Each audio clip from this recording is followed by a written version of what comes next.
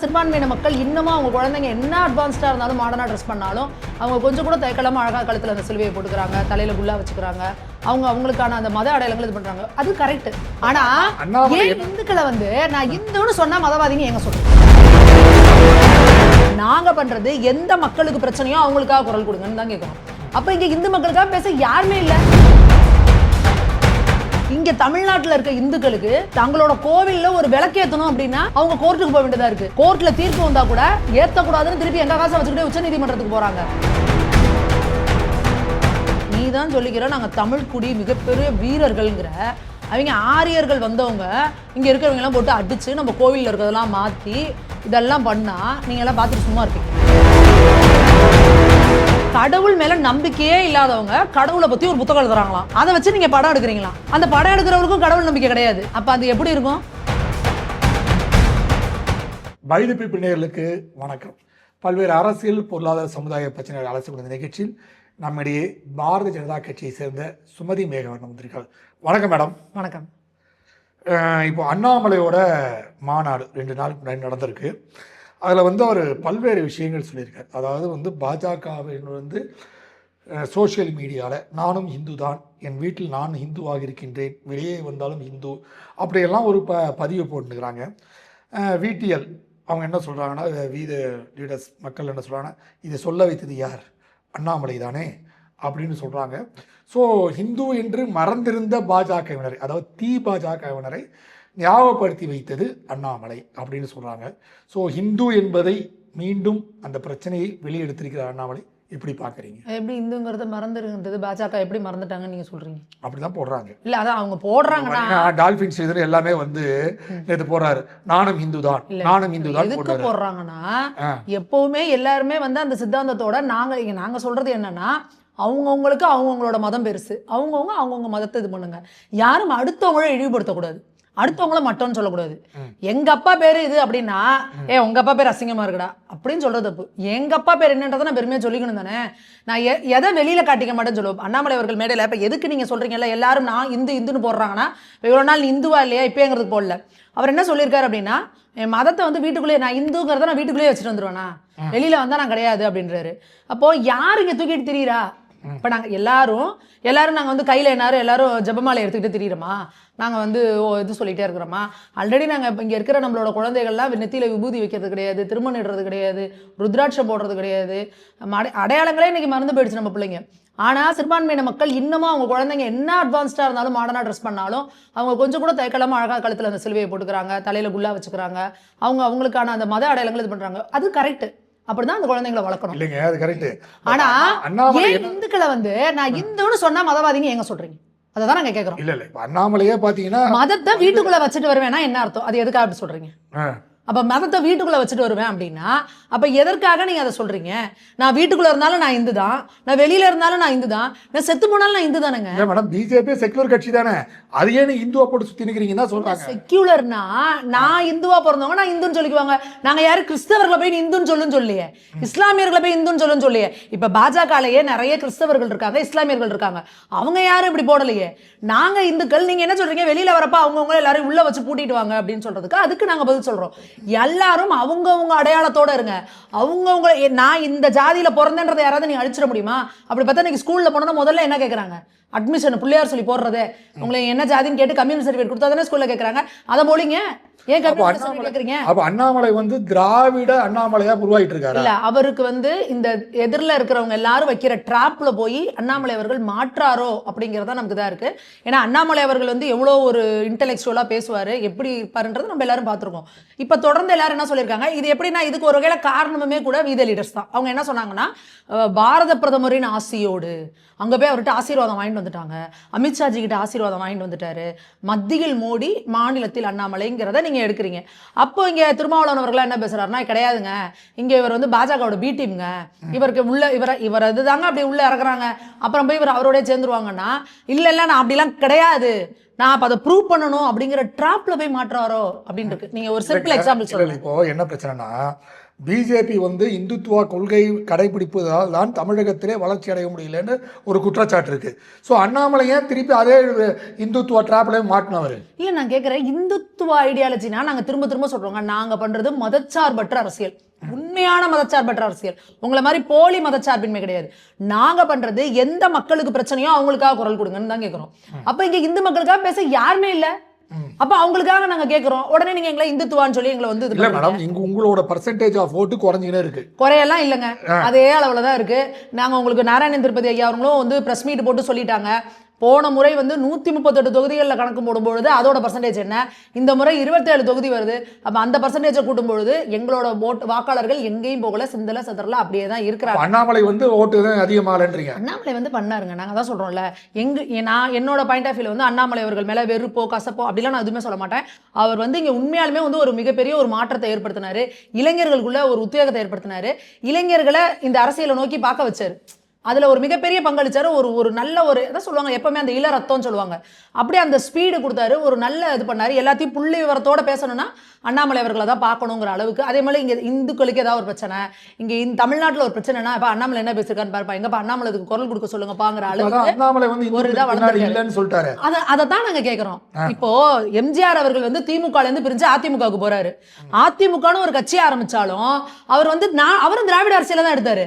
நான் வந்து இந்த திமுகலேருந்து வந்ததுனால நானும் இன்னொரு திமுக திராவிடம் சொல்லிடுவாங்கன்னு சொல்லி கம்ப்ளீட் வேற ஐடியாலஜிக்கு போனான்னு வச்சுக்கோங்க. அங்கேருந்து வந்த தொண்டர்கள்லாம் யாரு? திராவிட ஐடியாலஜியோட இருக்கவங்க தானே அவங்க கூட வந்தாங்க. அப்ப அதே போல இன்னைக்கு உங்களுக்கு பின்னாடி அண்ணாமலை அவர்களை எப்படி இந்த தமிழக மக்கள் ஏத்துக்கிட்டாங்க? எப்படி ஏத்துக்கிட்டாங்க? இந்துக்களுக்காக பேசக்கூடியவர், தமிழர்களுக்காக பேசக்கூடியவர், தேசியவாதி. பட் அந்த ஐடியாலஜி தமிழ்நாட்டில் ஒர்க் அவுட் ஆகலன்றனால தான் அவர் வேற ஒரு முடிவு எடுக்கிறாரு. அது அவரோட சௌரியம், அது அவரோட சௌரியம். அவர் எப்படி வேணா மாத்திக்கலாம். அவர் பின்னாடி போனவர்களை நான் என்ன சொல்றேன்னா, இப்ப அவர் பின்னாடி இருக்கிற கூட்டம் தேசியவாத கூட்டம், இந்த மாதிரி இந்து தர்மத்துக்காக பேசக்கூடிய கூட்டம். இங்க வந்து தேசியமும் தெய்வீகமும் தழைச்சு வாங்கணும் அப்படின்றதுக்காக இருக்க கூட்டம். நீங்க இப்ப இப்படி பேசுனீங்கன்னா, நீங்க நேத்துல இருந்து நிறைய இது பார்த்துக்கிட்டே இருக்கீங்களா சோசியல் மீடியால, நாங்க இதுல இருந்து வெளியேறோம், நாங்க இனிமே வி த லீடர்ஸ் இல்ல வி த ஆடியன்ஸ் அப்படின்னு நிறைய பேர் போடுறாங்க. நிறைய பேர் வந்து இல்ல நாங்க அதை கண்டனம் தெரிவிக்கிறோம், ஏன் இவர் இப்படி மாறுறாரு, குரல்கள் வருது. இது சிம்பிள், இவ்வளவுதாங்க. உங்களுக்கு பின்னாடி வந்திருக்கவர்கள் வந்து தேசியவாதிகள். அப்ப இல்ல நான் வந்து என்னை வந்து நீ வந்து பாஜகவோட பி டீம்னு என்னை வந்து பிராண்ட் பண்ற, என்னை வந்து ஒரு மார்க் பண்றேன்னா, இல்ல நான் அதுல இருந்து முற்றிலும் மாறுபட்டவேன்னு உங்களை நீங்க சொல்றேன்ற இதுல நீங்க அவங்க வைக்கிற டிராப்ல போய் மாற்றாரு. மாதிரி திராவிட அண்ணாமலையா மாறுறாரு. திராவிட இல்ல, ஏற்கனவே இங்க திராவிட அரசியல் பேசுறவங்க, இது அந்த மதவாதம் இது அப்படி இப்படின்னு பேசுறவங்க தான் எல்லாருமே. அப்ப நீங்களும் அதுல போய் 10ஓட 11 ஆக போறீங்களா? அவர் என்ன சொல்றாரு, நான் போலீஸ் அதிகாரியா இருக்கும்போது எனக்கு வந்து இஸ்லாமிய கிறிஸ்துவ நண்பர்கள் இருந்தாங்க, நான் பிஜேபி தலைவரான அப்புறம் அவர்கள் கொஞ்சம் ஒதுங்கினார்கள். இப்போ வந்து பிஜேபி லீடரா 3 வருஷம் இருந்தார்ல, இஸ்லாமியர்களுக்கு கிறிஸ்தவருக்கு எதிராக ஏதாவது செஞ்சாரா பிஜேபி தலைவரா? இல்ல பிஜேபி செய்ய சொல்லுச்சா? ஒரு ஸ்கூல் பிரச்சனையில வந்து அங்க வந்து மதமாற்றம் அதிகமாக இருந்த காரணத்தால் தான் அந்த பொண்ணு தற்கொலை பண்ணிக்கிச்சின்னு ஒரு பெருந்துரை நினைக்கிறேன் அந்த ஸ்கூல்ல பிரச்சனை சொன்னாரு. சோ அப்போ வந்து கிறிஸ்தவர்களுக்கு எதிராக ஒரு நடவடிக்கை எடுக்கிறார் அப்படின்னு சொல்லப்பட்டு எல்லா இடங்கள்லயுமே மதமாற்றம் வந்து ஒரு தேசிய பயம்னு அம்பேத்கர் அவர்களே சொல்லியிருக்காரா இல்லையா? அம்பேத்கர் அவர்கள் வந்து இங்க இந்துக்களுக்குள்ள பிரச்சனை இருக்கு, ஆனா அதுக்காக நான் வேற மதம் மாறி போனேன்னா என் தேசத்துக்கு ஆபத்து அப்படின்றதுனால தான் அவர் பௌத்தத்தை தள்ளுனாரு. அப்போ அம்பேத்கர் அவர்கள் சொன்னதான் அவர் இன்னைக்கு அது அப்புறம் நீங்க இன்னைக்கு வேற மாத்துறீங்க. இன்னைக்கு நீங்க அம்பேத்கர் அவர்கள் கொடுத்த அரசியலமைப்பு சட்டத்துல இருந்து மாறி இன்னைக்கு நீங்க என்ன சொல்றீங்க, இஸ்லாமியர்களுக்கும் இடஒதுக்கீடு கொடுங்கன்னு சொல்லி உச்சநீதிமன்றத்துக்கு போறாங்க இன்னைக்கு தாவேக்கால. அப்ப அண்ணாமலை அவர்கள் அந்த இடத்துல உண்மையாலுமே மதமாற்றத்துக்காக ஒரு குழந்தைய பிரஷர் கொடுத்து அந்த குழந்தைக்கு வந்து ஒரு உயிர் போற அளவுக்கு பிரச்சனை வந்தா நிச்சயமா அதுக்கு குரல் கொடுத்துதான் ஆகணும். அது யாரா இருந்தாலும் இனிவரும் காலங்களில் அது நடக்குமா அப்படிங்கிறத கேள்வி அது அவர் தான் முடிவு பண்ணோம். நாங்க என்ன சொல்றோம், இதை வந்து எங்களுக்கு கஷ்டமா இருக்கு. அப்போ நீங்க எதுக்காக இந்த மாதிரி பண்றீங்க? நாங்க வந்து பாஜக இருந்தா எங்களை இஸ்லாமியர்களும் கிறிஸ்தவர்களும் எங்களுக்குள்ள ஒரு இடைவெளி வந்துருச்சு, அந்த இடைவெளியை நான் இன்னைக்கு தாண்டணும்னு நினைக்கிறேன்றாரு. ஏற்கனவே இங்க எல்லாரும் தாண்டிக்கிட்டு தானே இருக்காங்க, ஏற்கனவே 10 கட்சி அதை தாண்டிக்கிட்டு தான் இருக்கு, அதுல நீங்களும் போய் 11ஆவது தாண்ட போறீங்களா? அப்போ உங்களுக்கு என்ன அப்படின்னா, இங்க தமிழ்நாட்டில் இருக்க இந்துக்களுக்கு தங்களோட கோவில்ல ஒரு விளக்கேற்றணும் அப்படின்னா அவங்க கோர்ட்டுக்கு போக வேண்டியதா இருக்கு. கோர்ட்ல தீர்ப்பு வந்தா கூட ஏற்றக்கூடாதுன்னு திருப்பி எங்க காசை வச்சுக்கிட்டே உச்ச நீதிமன்றத்துக்கு போறாங்க. எல்லாத்துக்கும் இங்க பிரச்சனை. ஏதோ பழனி அடிவாரத்துல அந்த அத்தனை ஏக்கர் நிலத்தை வந்து 100 கோடிக்கு வந்து வித்து இன்னைக்கு இப்போ அது பிரச்சனை போயிட்டு இருக்கு. இப்போ இந்த கரூர் இஷ்யூல கோவில் நிலம் தனியா இருக்கு, இது இல்லாம விவசாயிகளோட அந்த ரயத்வாரியில இனாம் திட்டத்துல குரல் கொடுத்திருக்காரு அண்ணா இருங்க ஒரு நிமிஷம். இந்த 1963ல் அந்த இனாம் நிலம்னு சொல்லிட்டு அந்த ரயத்வாரி இது வருதுண்ணா, அதை வந்து ரத்து பண்றப்போ விவசாயிகளோட நிலமும் கொஞ்சம் இருக்கு, கோவில் நிலமும் அதுல இருக்கு, அதுல ஆக்கிரமிப்பாளர்கள் இருக்காங்க, சிலர் என்ன பண்றாங்க இன்னொருத்தவங்களுக்கு குத்தகைக்கு விட்டுருக்காங்க. இந்த திமுக வந்து என்ன பண்ணுச்சுன்னா ஒட்டுமொத்தமா எல்லாருக்கும் தரையை போட்டு விட்டுருச்சு. அப்ப நாங்க என்ன சொல்றோம், அது ஒரு தப்பு, திமுக செஞ்சது தப்பு, தாவேக்கா செஞ்சது அதை விட பெரிய தப்பு. நீங்க என்ன பண்ணிருக்கணும், அங்க போய் ப்ராப்பரா சர்வே எடுத்துக்கணும். உண்மையாலுமே யார் யாருக்கு அவங்களோட லேண்டு விவசாயிகள் அவங்களுக்கு பிரச்சனைனா அவங்களுக்கு அந்த நிலத்தை திருப்பி கொடுக்கல தப்பு இல்ல. இதே கரூர்ல வந்து எம்ஆர் விஜயபாஸ்கர் பிரச்சாரம் பண்ணும்போது இதே வாக்குறுதி அண்ணாமலை வழங்கினார வீடியோஸ் போயிட்டு இருக்கேன். இல்ல அதுதான் சொல்றேன். அப்போ அவங்க என்ன சொன்னாங்கன்னா ஒரு குழு அமைச்சு, அது என்ன நாங்க என்ன சொல்றோம்னா இப்பயும் ஒரு குழு அமைச்சிருக்கணும், அதை ப்ராப்பரா சர்வே பண்ணி உண்மையாலுமே பாதிக்கப்பட்ட விவசாயிகளுக்கு அவங்க இடத்த கொடுக்கறதுல பிரச்சனை கிடையாது. ஆனா அதுல சில ஆக்கிரமிப்பாளர்களும் இருக்காங்க, சில பேர் குத்தகைக்கெல்லாம் விட்டுருக்காங்க. நீங்க இப்ப அவங்களுக்கு பட்டா கொடுத்தீங்க அப்படின்னா அவன் என்ன பண்ணுவான், இம்மீடியட்டா அடுத்தடுத்து வித்துட்டு போயிருவான். இப்ப நீங்க அந்த நிலம் நாளைக்கு கோர்ட்டுக்கு போய் அது கோவில் நிலம்னு தீர்ப்பு வருதுன்னு வச்சுக்கோங்க, எத்தனை கை மாறி இருக்கும் அதுக்குள்ள, அது எப்படி அந்த நிலத்தை மீப்பீங்க? அவனை கேட்டா நான் சொல்லுவேன் எங்களுக்கு சம்மந்தம் இல்லைங்க, நான் அவன்கிட்ட வாங்கினேம்மா. அவனை கேட்டா அதனால தானே கோவில் நிலங்களை விற்க முடியாது அப்படின்ற ஒரு ரூலை கொண்டு வந்தாங்க. அப்ப நீங்க இந்த மாதிரி அதை விற்கிறதுக்கு அதை அவங்களுக்கு பட்டாவுக்கு நீங்க கொடுக்குறீங்கன்னா ஒரே கையெழுத்துல ஒரு ஆணையை எப்படிங்க போடுவீங்க? அதுக்கு விசாரிக்கணும்ல. சும்மா 1 ஏக்கர் 2 ஏக்கர் நிலம் இல்ல, 3085 ஏக்கர். அதுக்கு ஜோதிமணி வந்து பேட்டி கொடுத்திருக்காங்க. 1 மாத காலமாக நாங்க ஆராய்ந்து யாரு வந்து கோயில் நிலத்துல இருக்கிறாங்க, யார் விவசாயம், அதாவது கோரிக்கையே 10ஆம் தேதி தான் வைக்கிறாங்க முதல்வருக்கு, ஆணை 9ஆம் தேதி வந்துருது. ஆனா நீங்க 1 மாத காலமா சர்வே பண்ணிட்டு இருந்தீங்களா? ஏங்க பொய் பேசுறதுக்கு ஒரு அளவு இருக்கணும்ல. நீங்க என்ன சர்வே பண்ணுங்க சொல்லுங்க. சர்வே பண்ணா எப்படி எல்லாத்துக்குமே நீங்க கொடுக்குறீங்க? அதுல எத்தனை பேர் நிலச்சுவார்ந்தார்கள்லாம் இருக்கிறாங்க, ஒரே ஆளுக்கே எத்தனை ஏக்கரை கொடுத்துருக்கீங்க? அப்போ நீங்கள் அப்பாவி விவசாயிகளுக்கு கொடுக்குறேங்கிற பேரில் சில பண முதலைகளையும் அதுக்குள்ளே கொண்டு வந்து கோவில் நிலத்தை தார பார்த்து கொடுக்குறீங்க. அது எப்படிங்க பார்த்துட்டு இருக்க முடியும்? உண்மையாலுமே விவசாயிகளுக்கு அவங்களோட நிலத்துல இருந்து அந்த இனாமத்தில் போயிருந்ததுன்னா அவங்களுக்கு கொடுங்க. திரும்ப திரும்ப சொல்கிறோம், இங்கே கோவிலை ஆக்கிரமிச்சுட்டு உட்காந்துருக்கவனுக்கு ஏக்கர் கணக்கில் ஏங்க அதில் கிட்டத்தட்ட 3900 பேருக்கு வந்து பட்டா போகுது, 3085 ஏக்கரை. அப்போ யோசிச்சு பாருங்க, ஒரே ஆளுக்கு 1 ஏக்கரா? கிடையாது. ஒரு சிலருக்குலாம் சென்ட் கணக்கில் இருக்குது, சிலருக்கு காணி கணக்கில் இருக்குது, ஒரே ஆளே சில பேர் 10 ஏக்கர்லாம் கூட வச்சுருக்காங்க. அப்போ எப்படி வந்தது, எதற்காக அவங்களுக்கு கொடுக்கப்பட்டது, எதனால அது வந்து ரத்து செய்யப்பட்டது, இதெல்லாம் டீட்டெயிலாக இது பண்ணி கோவில் சொத்தாக இருந்தால் இதெல்லாம் கோவில் நிலம் இதுக்கெல்லாம் கொடுக்க முடியாது, இதெல்லாம் உண்மையாலுமே இவங்க கிட்ட ப்ராப்பராக டாக்குமெண்ட் இருக்குது இவங்களுக்கு கொடுங்க, அதுதானங்க சரி. அதை விட்டுட்டு கோவில் இதுன்னா நம்ம முதல்வர் சொன்ன மாதிரி ஊரா விட்டு நெய்யில் ஸ்வீட் செஞ்சு சாப்பிடாதீங்க முதல்வரேன்னு சொன்னார்ல, அது மாதிரி நீங்கள் என்ன ஊரா விட்டு நெய்யே மொண்டாடி கையன்னு கோவில் சொத்தை நீங்கள் என்ன தூக்கி தார வந்துட்டு போயிட்டு இருக்கிறீங்க. அப்போ ஒரு விஜயபாஸ்கர் அவர்கள் வந்து இடம் வச்சிருக்காருல கரூர் முழுக்க, நாளைக்கு கரூரில் போய் அந்த மக்கள்லாம் எனக்கு ரொம்ப கஷ்டப்படுறாங்க, எனக்கு வீடே இல்லைங்கன்னா அவரோட நிலத்துல போய் வீடு கட்டிட்டு இருந்துட்டீங்கன்னா கருணை அடிப்படையில் அவங்கெல்லாம் ரொம்ப வருஷமாக எங்கள் இடத்துல இருக்கிறாங்க அவங்களுக்கே பட்டா கொடுத்துருவீங்களா? அப்போ உங்கள் சொத்துனா மட்டும் இப்படி பாதுகாப்பாக வச்சுக்கணும், கோவில் சொத்துனா யாருக்கு வேணா எடுத்து கொடுத்துருவீங்களா? இப்போ அதுதான் சொல்கிறோம், உண்மையாலுமே அது அவர்களோட நிலமா இருக்கும் பட்சத்தில் அவங்களுக்கு அதை கொடுக்கணும், அதில் எந்த இதுவும் இல்லை. பாஜகவும் அதற்காக போய் குரல் கொடுத்துருக்காங்க அங்கே இருக்க விவசாயிகளுக்காக. ஆனால் இதில் சில ஆக்கிரமிப்பாளர்களுக்கும் சில பேருக்கு நீங்கள் வந்து உங்களுக்காக அந்த ஓட்டு அரசியலுக்காக நீங்கள் வந்து கோவில் சொத்தை தார வைக்கிறதா பார்த்துட்டு சும்மா இருக்க முடியாது. இன்னொரு விஷயம் மேடம் பார்த்தீங்கன்னா, திமுகவோட அடுத்த கட்ட செயல்பாடு இப்போ பார்த்தீங்கன்னா, நேற்று ராஜேந்திர பாலாஜி கூட சொன்னார், ஸ்டாலின் அவர் வந்து கோவப்பட்டாருன்னா 6 மாதம் ஆட்சி கலைஞ்சிரும் அப்படின்ட்டு.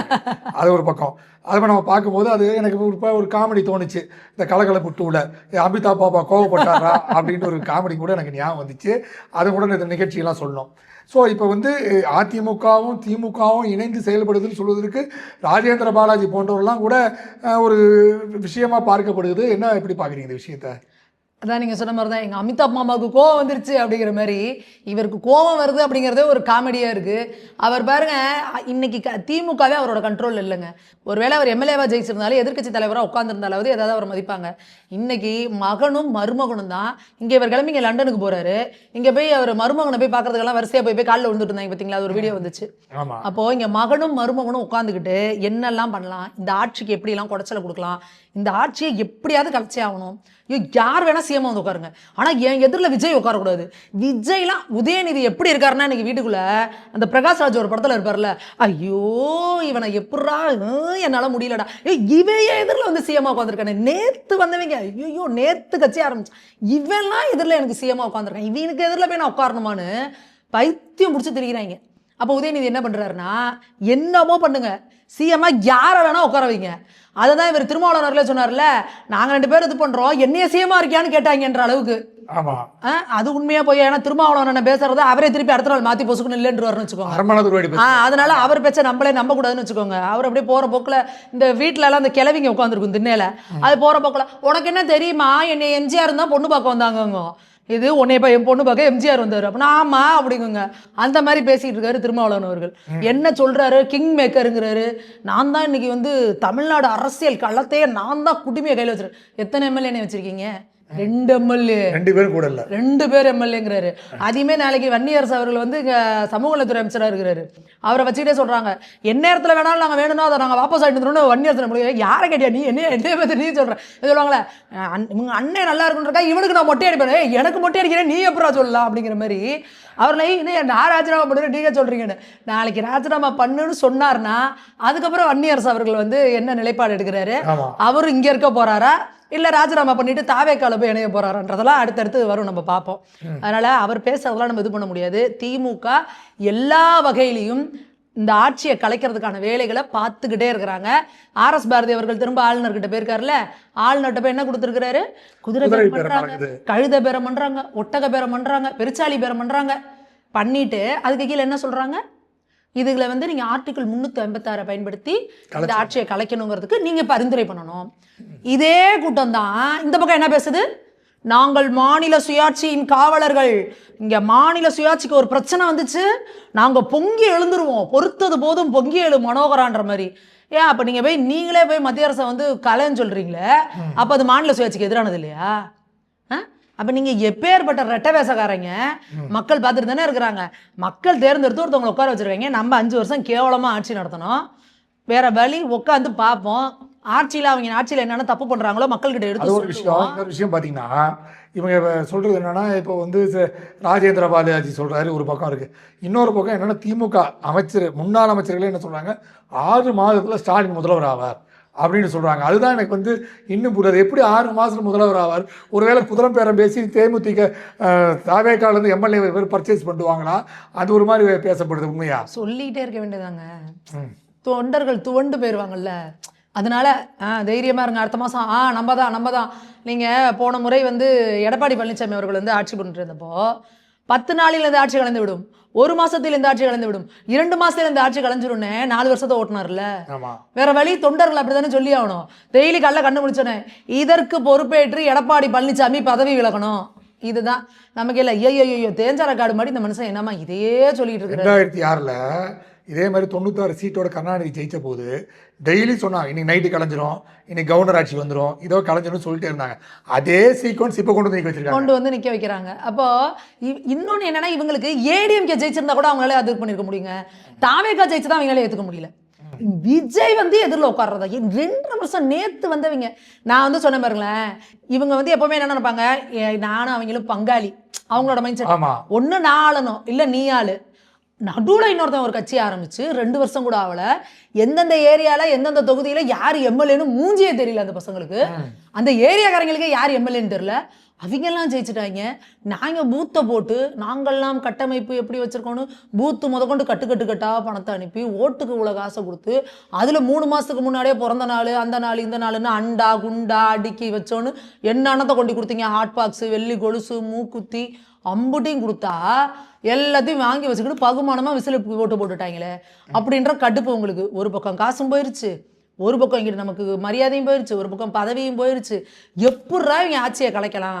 இதே இப்போ 2 மாதத்துக்கு முன்னாடி தேவாய் என்ன சொன்னிச்சு ஸ்டாலின் அவர்கள், இங்கே பாஜக உள்ளே வந்துடக்கூடாது, ஆட்சி கலைஞ்சா கவர்னர் ஆட்சி வந்துடுவார், கவர்னர் ஆட்சி மூலயமா பாஜக உள்ளே வந்துடும், அதனால நாங்கள் இதுக்கு ஒத்துக்க மாட்டோம் அப்படின்னாங்க. இப்போ எந்த நிலைமைக்கு போயிட்டாங்கன்னா, ஆட்சியை கலைங்க அப்படின்னு ஆளுநர்கிட்ட போய் சொல்றோம்னு என்ன அர்த்தம், இப்போ பாஜக கூட இங்கே வந்து ஆட்சி பண்ணிக்கோங்க, ஆனால் தாவேக்கா இங்கே இருக்கக்கூடாது, கவர்னர் ஆட்சியை கொண்டு வாங்க, குடியரசுத் தலைவர் ஆட்சியை கொண்டு வாங்க, அது மூலயமா பாஜக இங்கே வந்தாலும் பரவாயில்ல, ஆனால் இங்கே தாவேக்கா ஆட்சி பண்ணக்கூடாது அப்படின்ற அளவுக்கு வந்துட்டா அப்போ திமுக காரங்க எப்படி பித்து பிடிச்சி அலையிறாங்கன்றதை பாருங்க. இன்னொரு விஷயம் பார்த்தீங்கன்னா மேடம், முருகன், தமிழ் முருகன்ற ஒரு படம் தெலுங்கில் எடுக்க முயற்சி பண்ணுகிறாங்க. அப்போ வந்து அதில் போட்டிருந்தாரு பார்ன் இன் நார்த் வர்ஷிப்டு இன் சவுத்துன்னு போட்டாங்க. உடனே தமிழில் வந்து வெற்றிமாறன் போன்றவரெல்லாம் சேர்ந்து தமிழ் முருகன் அப்படின்னு ஒரு படம் எடுக்கிறாங்க. தனுஷ் நடித்து இதில் வந்து அறிவுமதி அப்படின்றத கதை எழுதியிருக்கிறார். அது ஏற்கனவே ஒரு நாவல். அதில் என்னென்னா, முருகன் கடவுள் கிடையாது, ஒரு படைத்தலைவன், ஒரு ஊருக்கு தலைவன், அவர் கடவுள் கிடையாதுன்றது அது படத்தோட அந்த புக்கோட ஸ்கிரிப்ட். ஸோ இவங்க வந்து முருகரை மேலும் மேலும் ஒரு ஸ்டெப்பாக்கே இறக்கிட்டே வராங்களா அப்படின்னு ஒரு வினா இருக்கு. நீங்க எப்படி பாருங்க? அதுதானங்க இவங்களோட அஜெண்டாவே. இவங்களோட அஜெண்டாவே நம்ம கடவுள்களோட பெருமையையும் ஒரு பெரிய இதையும் வந்து அதை அப்படியே குறைச்சி கொண்டு வந்துக்கிட்டே இருக்கணும். நீங்கள் நம்ம கடவுள் அப்படின்னாலே சிவனும் சரி முருகனும் சரி அவங்க வந்து பிறப்பற்றவர்கள். ஏன்னா நமக்கு எளிமையாக இருக்கிறவங்களுக்கு புரியணுங்கிறதுக்காக சிவனுக்கும் பார்வதிக்கும் பிறந்தவங்க முருகன் சொல்கிறோம். அதை கூட எப்படி சொல்கிறோம்னா சிவனோட நெற்றிக்கண்லேருந்து பிறந்த அந்த நெருப்புலேருந்து தோன்றியவர். அந்த பொறிகள் 6 பொறிகளாக வந்து கொடுக்கணும். அந்த 6 பொறிகள்லாம் என்ன அர்த்தம்? முருகன் சிவனோட 5 முகம், அதோட அதோ முகம்னு இன்னொரு முகமும் சேர்ந்து 6 முகமும் 6 பொறிகளாக இருந்ததுங்கிறது அதோட தாத்பரியம். நம்ம உடனே வந்து ஃபிசிக்கலாக சிவனுக்கும் பார்வதிக்கும் இது பண்ணி பிறந்தவர் கிடையாது அவர். ஏன்னா சிவனே என்ன சொல்லுவாங்கன்னா போக்கும் வரவும் புணர்வும் இல்லா புண்ணியனேங்கிறாங்க. ஏன்னா சிவனுக்கு வந்து பிறப்பு கிடையாது, இறப்பு கிடையாது, புணர்வு கிடையாது, எதுவும் கிடையாது. அவர் வந்து ஒரு அல்டிமேட் காடு. அவர் வந்து ஒரு என்ன சொல்கிறது, ஆதியும் அந்தமும் இல்லா அருட்பெருஞ்சோதிங்கிறாங்க. அவர் அப்படி ஒரு எட்டர்னல். அப்படி இருக்கும்பொழுது அதுக்கு ஈக்குவலான சிவனோட அம்சம் வந்து முருகன் அப்படின்னு சொல்லிட்டு நம்மளோட சைவ தத்துவங்களில் சொல்லப்படுது. நீங்கள் அதுக்கடுத்து வர சங்க பாடல்கள், புராணங்கள், இதிகாசங்கள் இதெல்லாத்தையும் தாண்டி ஒரு சமயத்துக்குன்னு ஒரு தத்துவம் இருக்குன்னா அந்த தத்துவம் என்ன சொல்லுதோ அதுதான் வந்து லா மாதிரி அந்த தத்துவத்துக்கு. அப்படி இருக்கும்பொழுது நம்ம சைவ தத்துவத்தில் சைவ சமயத்தில் என்ன சொல்கிறாங்க? அதில் வந்து சிவன் வந்து இப்படி தான் பிறந்தார் அப்படின்னு சொல்லலையே. அவங்க வந்து பிறப்பே இல்லாதவங்க, அவங்க கடவுள்கள். நீங்கள் இன்னைக்கு ஸ்ரீராமரை வந்து அவதாரம் சொல்லலாம், நீங்கள் முப்பாட்டேன்னு சொல்லலாம். ஏன்னா அவர் இங்கே பிறந்து வளர்ந்து வாழ்ந்து வந்திருக்கிறார். ராஜராஜ சோழன் அவர்களை சொல்லலாம், நீங்கள் ராஜேந்திர சோழன் அவர்களை சொல்லலாம். இவங்கெல்லாம் நம்ம கண்ணு முன்னாடி பிறந்து வாழ்ந்து வளர்ந்து வந்தவங்க. அவங்கள அவதாரங்கள்னு சொல்லுவோம். அவங்கள இறை தூதர்கள்னு வேணா நீங்கள் சொல்லிக்கலாம். நீங்கள் அந்த முன்னோர் வழிபாடு மூத்தோர் வழிபாடலாம். ஆனால் இவங்க அல்டிமேட் காட். ஸ்ரீராமரை இன்னைக்கு நம்ம கடவுளாக கும்பிட்றோம். ஆனால் ஸ்ரீராமரே வாழ்ந்த காலத்தில் அவர் சிவபெருமானை தானே கடவுளாக கும்பிட்டுருக்கிறாரு. ராவணனே சிவ வழிபாடு சிவ பக்தனாக தானே இருந்திருக்கிறான். அப்போ ராமர் இருந்த காலத்திலேயே சிவன் வந்து கடவுளாக தான் இருந்திருக்கிறார். அப்போது நீங்கள் இதெல்லாம் என்ன பண்ணணும்னு நினைக்கிறீங்கன்னா, முருகன் வந்து என்னோட சாமி அப்படின்னா நான் என்ன சொல்கிறேன், தமிழ் கடவுள் பிடிச்சிக்கோ, ரொம்ப சந்தோஷம், நல்லா கும்பிடுங்க, தினம் டெய்லி கந்த சஷ்டி கவசம் சொல்லுங்கள், முருகன் கோயிலுக்கெல்லாம் போங்க, பூஜை பண்ணுங்கள், எல்லாம் பண்ணுங்கள். அந்த கர்மத்தெல்லாம் நான் பண்ண மாட்டேன். ஆனால் என்னை தவிர எவனும் அங்களுக்கெல்லாம் சாமி கும்பிடக்கூடாது. ஏன் சாமி அவரை எப்படி கொண்டு வந்துடுவேன்னா, ஒரு அல்டிமேட் காடை நீங்கள் எப்படி கொண்டு வந்துடுவீங்க? அவர் இங்கே இருந்த ஒரு மன்னர் அப்படின்னாங்க, ஒரு கோஷ்டி குறிஞ்சி தலைவன்னாங்க. கடைசியில் இப்போ எங்கே கொண்டாந்து நிற்கிறாங்கன்னா ஒரு படைத்தலைவனாக கொண்டு வந்து கையில் ஒரு வேல்கம்பையும் ஒரு கோமணத்தையும் கட்டி விட்டு அந்த அதாவது முருகன்னா நல்லா அப்படியே அழகாக இருக்கிற நகைகள்லாம் போட்டு நல்லா அழகாக நம்ம இது பண்ணி வைப்போம். ஏன்னா முருகன்னா அழகு அப்படின்றதுக்கு பேர். இன்னொன்று அவர் வந்து செல்வ செழிப்புக்கு ரொம்ப இதானவர். அதனால் அவரை நம்ம வந்து அப்படி தான் வச்சுருப்போம்.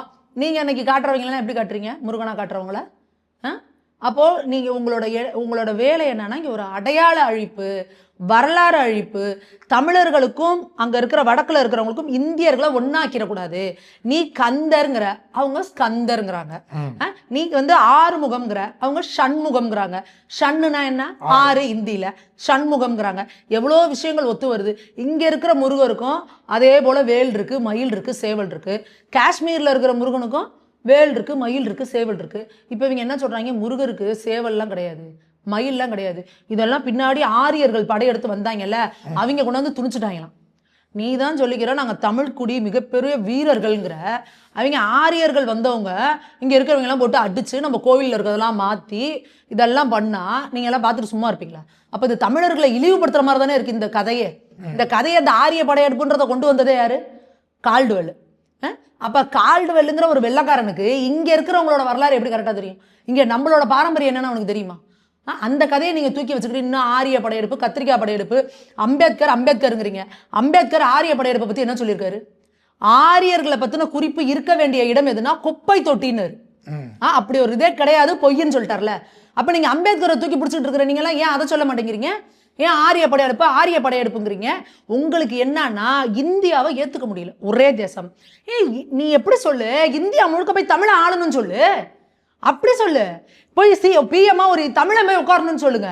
ராஜேந்திர சோழன் அப்படி தானே போனா, போய் அங்கே போய் எவ்வளோ தூரம் இது பண்ணாங்க, போய் இமயத்தில் போய் கொடியை நட்டுட்டு வந்தாங்களே நம்மளோட மன்னர்கள்லாம். அப்போ என்ன இருக்கு, இந்தியா முழுக்க தமிழர்கள் வந்து ராஜ்யம் பண்ணியிருக்கிறாங்க, ஆண்டிருக்கிறாங்க. இந்தியாவை தாண்டி போயிருக்கிறாங்க, கடாரத்துக்கு போயிருக்காங்க ராஜேந்திர சோழன் அவர்கள் தான்.